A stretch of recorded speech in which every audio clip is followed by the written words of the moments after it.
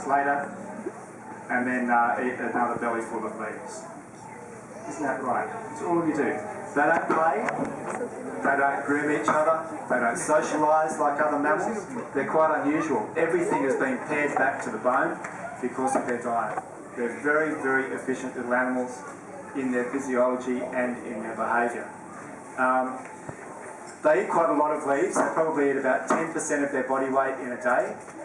Females weigh about 6 kilograms. They'll be eating about 600 grams of leaves. The males weigh about 10 kilograms. They'll be eating about 1 kilogram. When you think about it, that is a large volume of leaves. Now you can see that they can jump. That's about as far as a koala will comfortably jump. And I didn't see her then, but I imagine that she probably sat on the edge of that end of that branch for a few seconds measuring the gap. They're pretty conservative when they jump. They're pretty conservative when they climb. They don't have the best of coordination. They're not like a monkey that will fling itself around all over the place. Koalas are quite conservative when they move around in the trees.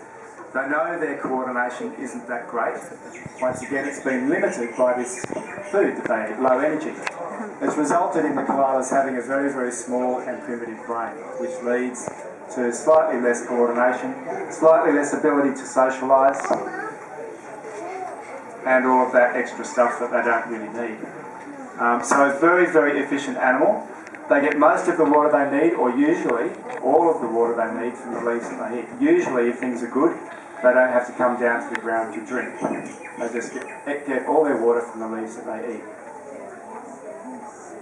Now you might notice as they're eating, they sniff all the leaves before they take them into their mouth.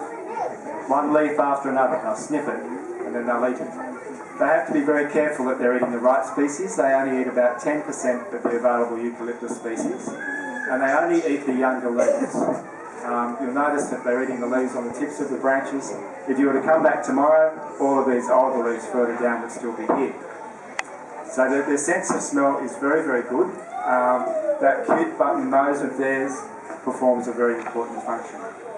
And it's worthwhile noting that animals with a reasonably large nose, like koalas and like many animals, usually have quite a good sense of smell.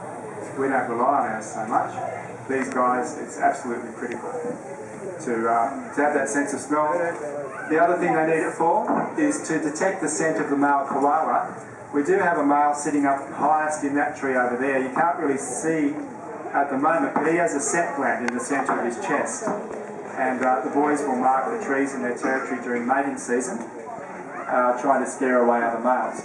The boys, during mating season, are quite active. They'll be defending their territory.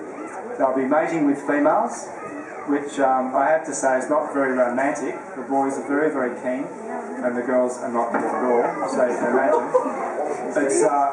It's more like an attack, but it works for them, and it's very brief.